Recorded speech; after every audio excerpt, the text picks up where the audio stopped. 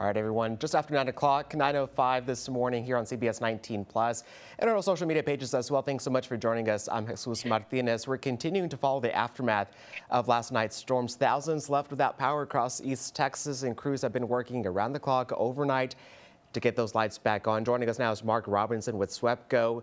Joining us live to talk more about an update on these power restorations. And Mark, obviously these strong winds could maybe slow that progress down a little bit. Thanks so much for joining us today. Well, thank you for having me this morning. Yeah, so first tell us, how widespread is this damage that we've seen, especially out in the Kilgore area from last night's storms? So most of the damage that we saw was fairly isolated to the Kilgore and Longview areas. We had roughly in what we call the Longview district, which is about an hour drive outside of Longview. We topped out at 619 outages yesterday. Most of those were related to the high winds, and we had a few metal roofs flying around and trees falling over, so that's what caused the damage on our system. So far, it's 9 o'clock this morning. How many of those customers are still without power right now? In the Longview district, we're right at 100 customers that are still out from that original storm. We had some large transmission poles that came down as a result of the high winds. I believe the radar picked up a tornado, and we've seen some online activity, and you're showing some photos there of the damage. And again, when those metal roofs make contact with our lines, that obviously electricity in those metal roofs don't mix very well. So again, we've been working on this problem since the storm yesterday, and we look for a restoration today of those remaining 100 customers. So very few people left, thankfully. I know you guys have been working hard around the clock to get that power restored. You mentioned, expected restoration time of some time today. Is there maybe a certain time, or is that something you guys are still working through right now?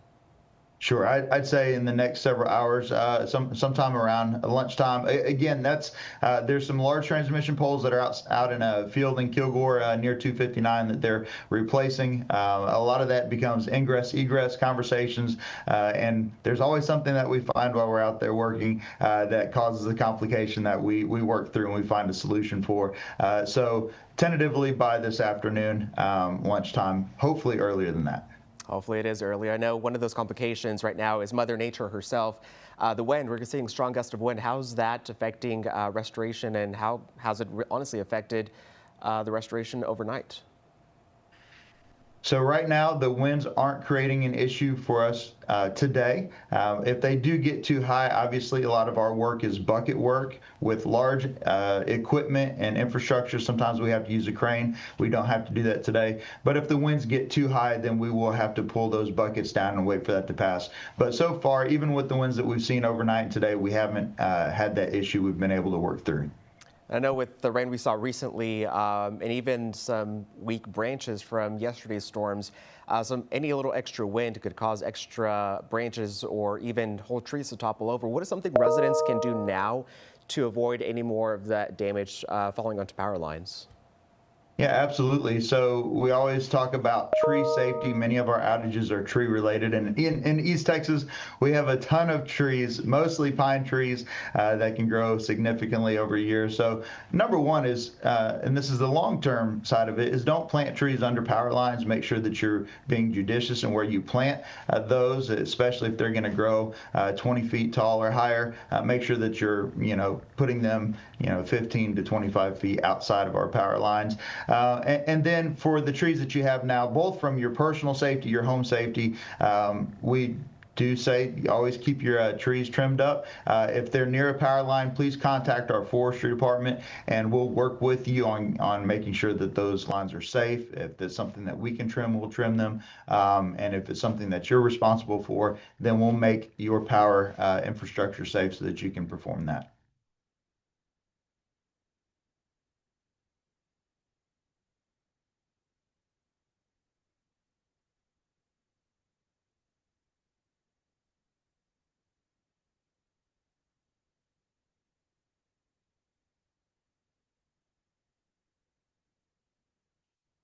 So we always say every line that is on the ground, just assume that it's a power line. And maybe you've worked in the utility space and you say, well, that's a cable line or that's internet. Yes, but it may be wrapped around a power line. And so always assume that it is energized, or in our world, we call it a live line, and that it may be carrying electricity, even if it's been on the ground. We've seen storms that have gone multiple days where the line on the ground is still energized 3 or 4 days later. And so just because you can't see it sparking or it's not burning, please don't assume that it is de-energized. Treat every line down. Call us. We'll come out, make sure that it's safe, and then you can continue on with your with your cleanup.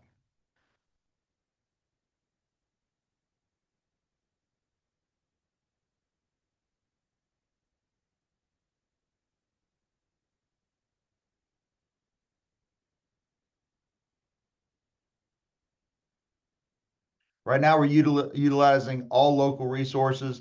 And again, because we plan on getting this wrapped up today, we won't be calling any additional resources, mutual assistance resources for this storm. We've got it in-house. But yeah, again, if these winds go crazy, if we have additional outages, that mutual assistance is always there to help us, and we'll give them a call if we need to.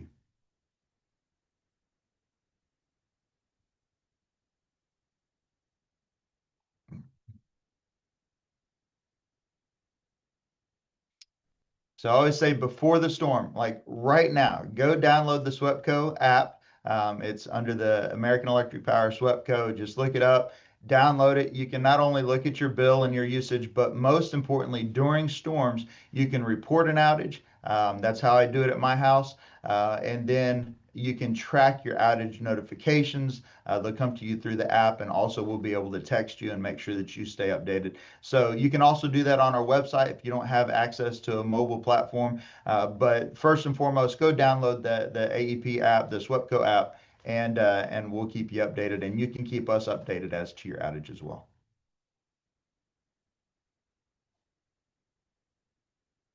Absolutely. That's right. Yeah, it's a great app. It works very well. We're always open to feedback, but during storm, it truly is helpful for folks in your household. And again, you may be out of town when the storm happens, and it'll still give you some of those notifications on when you can expect restoration, so you can do some plans for travel and how to get back to your home and make sure that everything's taken care of.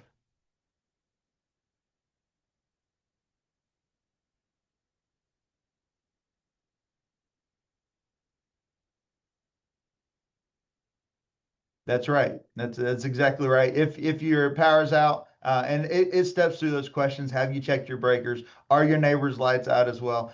Make sure that you answer those. But that gives us a better idea of how widespread the outage is. So if only one person is reporting it, we may think it's just that home. But when your entire neighborhood reports it, we know it's more widespread. It may be a circuit level outage. Our smart meters are also helping us to be able to map these outages, but please continue to communicate with us. We want to have as much input as we can early into the storm or into the outage, so that we can send the most amount of resources, or the appropriate amount of resources, to the outage.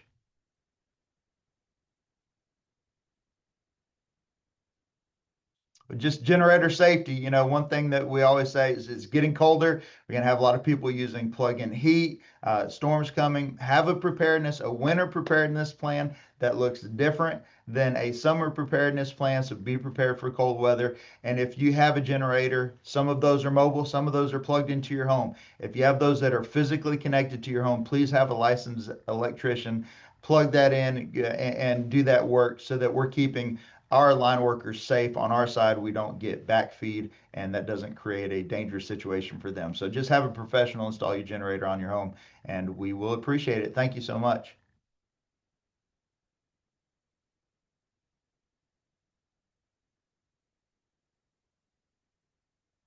Thank you, Aces. Have a great day.